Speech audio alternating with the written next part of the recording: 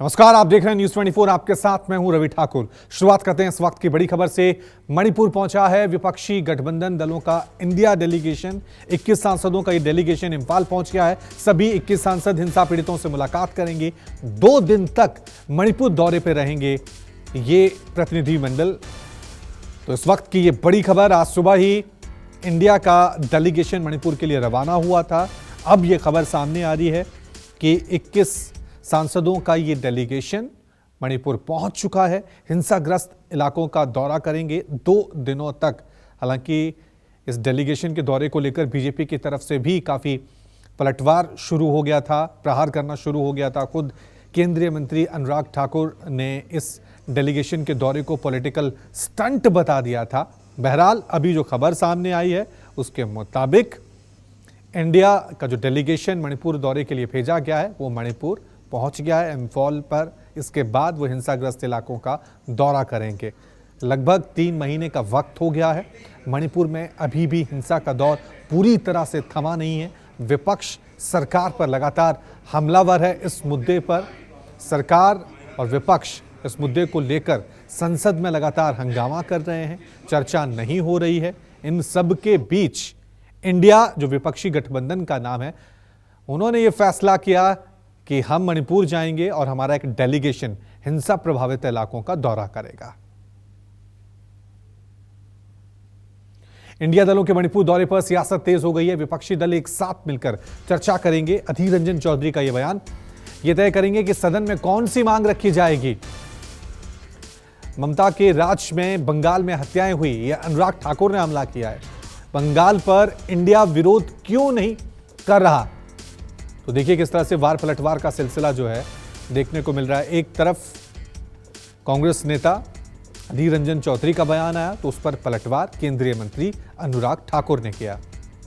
बहुत सारे मांग रखे हैं। पहले तो जायजा लेने दीजिए, जायजा लेने के उपरांत एक आपस में चर्चा करके हम लोग डेलीगेट सारे सब मिलकर हम तय करेंगे कि कौन सा मांग वाजिब मांग यहाँ रखा जाए। उसी के तहत हम मांग रखेंगे।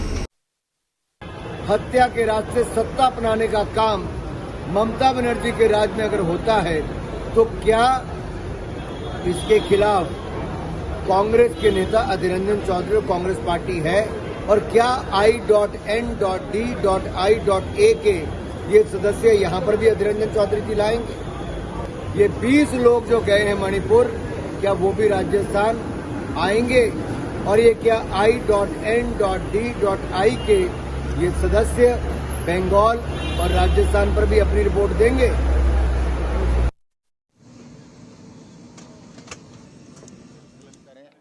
मणिपुर के अंदर जो दंगे हो रहे हैं, मणिपुर के अंदर जो हत्याएं हो रही हैं, मणिपुर के अंदर जो बहन बेटियों को निर्वस्त्र घुमाया गया, इसकी चर्चा करने के लिए लगातार हम संसद के अंदर कोशिश करते रहे। परंतु केंद्र में भी बीजेपी की सरकार है, ना उन्होंने वहां पे चर्चा अलाउ की और ना ही मणिपुर के अंदर ये बीजेपी की सरकार इस वायलेंस को रोक पाई। इसकी असेसमेंट करना हम चाहते हैं कि कहाँ पे ये भाईचारा क्यों खराब हुआ, ऐसी स्थिति क्यों आई, और उस स्थिति का आकलन करके हम देश की संसद के अंदर भी चर्चा करेंगे, यहाँ के राज्यपाल से भी मिलेंगे, उनको भी इस बात से अवगत कराएंगे। और हम चाहेंगे कि मणिपुर के अंदर पीस और हार्मनी हो, मणिपुर का हर व्यक्ति भाईचारे के साथ रहे। मणिपुर की ये जो आज वायलेंस हो गया है, हम मणिपुर की जनता को कहने के लिए कि पूरा हिंदुस्तान, पूरी इंडिया आपके साथ है और आप भयमुक्त वातावरण के अंदर रहें। बहुत जल्द स्थिति को सामान्य करने की प्रयत्न भारत की संसद के माध्यम से दबाव डाल के किया जाए। Regarding the political situation, the violence disturbance situation in the state of Manipur. That is the reason by which the entire opposition parties have decided, because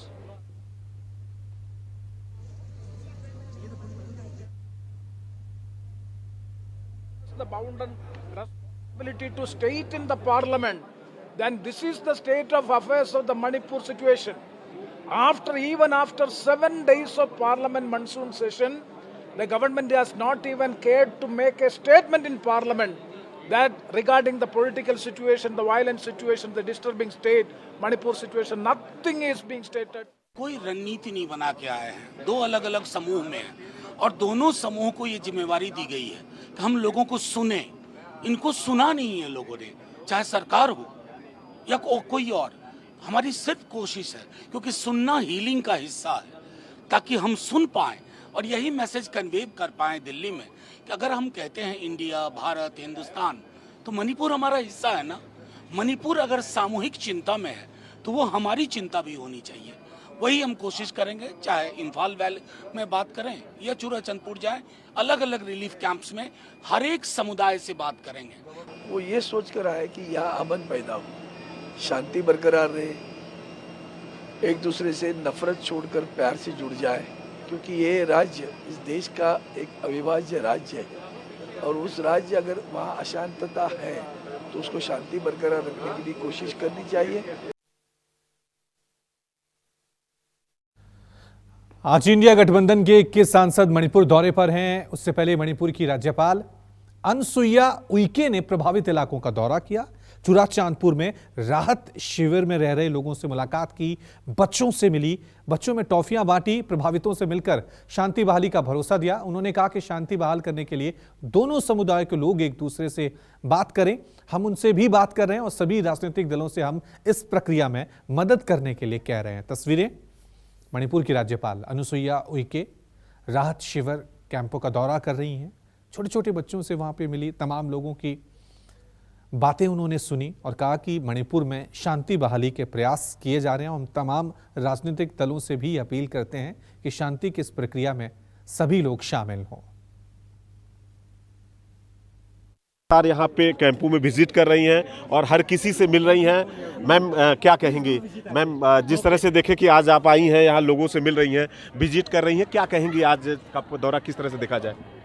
देखिए, मैं तो इन लोगों के कैंपों में आकर और इनकी तकलीफ़ों को सुनने आई हूँ, उनके बीच उनको संवेदना और उनको पीस मिले, इसके बीच में उनकी जो भी आवश्यकता है, समस्या है, वो भी मैं उसको देखकर और उनका समाधान करने का प्रयास कर रही हूँ। और आगे भी जो भी कुछ इनकी अपनी प्रॉब्लम्स है और उनको जो कुछ भी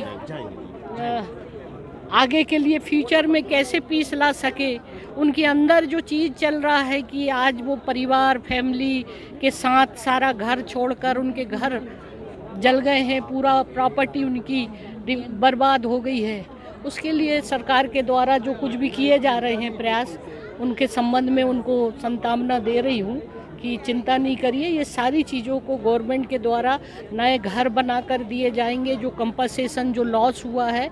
और जल्दी से कम्युनिटी के लिए भी मैं अपील कर रही हूँ कि इसको जल्दी से जल्दी पीस लाने के लिए दोनों कम्युनिटी, मेथी और कुकी, और सारे लोगों से कहा कि इसमें आप लोग आए आगे और इस पीस लाने में सहयोग करें। मैम जिस तरह से देखिए शाम होते ही आर्म्स आ रहे हैं, गोलियों की आवाज़ आ रही है, क्या कहेंगे कहाँ से ये गोली और बंदूक आ रहे हैं? अब देखिए, ये तो जो ये पूरा खुफिया एजेंसी है और हमारी आर्मी, सीआरपी, तमाम ये इनका काम है कि वो देखें ये तमाम सारी चीज़ें का क्या, कहाँ से कैसे हो रहा है, इस संबंध में वो ही इस सारी चीज़ों की। मैम आखिरी सवाल, आज विपक्ष के 20 एमपीज आ रहे हैं यहाँ पे, परिवारों जो इनके घायल हुए हैं या जिनके घर तोड़े गए हैं या जो इफेक्टेड हुए हैं मणिपुर की हिंसा में, क्या कहेंगी? निश्चित रूप से मैं तो आ रहे हैं यहाँ के लोगों से मिलने के लिए, और उनके आने से यहाँ अगर शांति और पीस आती है तो बहुत अच्छी बात है, मैं उनका स्वागत करती हूँ। और मैं उनसे भी ये अपील करती हूँ कि आप मणिपुर में एक शांति लाने के लिए पूरा प्रदेश और केंद्र सरकार के साथ मिलकर, और अगर इस यहाँ पर पीस स्थापित कर सके तो मैं उन्हें बहुत धन्यवाद दूंगी, बहुत आभारी रहूंगी। देखिए साफ तौर पे कि जो मणिपुर के राज्यपाल हैं बाकायदा सभी कैंपों में जा रही हैं और जहाँ पे कैंपों में इफेक्टेड हुए हैं, जहाँ पे लोगों को खाने पीने की चीज़ें नहीं है, मेडिसिन नहीं है, उन सब सारे चीज़ों को मुहैया करा रही हैं। तो कह सकते हैं कि जो विपक्ष के जो 20 लोग यहाँ सांसद पहुँच रहे हैं, उनका कहना है कि राजनीति होने की ज़रूरत नहीं है, यदि आते हैं उनके आने के वजह से यहाँ पर हिंसा रुकती है तो उनका स्वागत करते हैं। कैमरामैन विनोद के साथ मनोज पांडे, न्यूज़ 24 मणिपुर।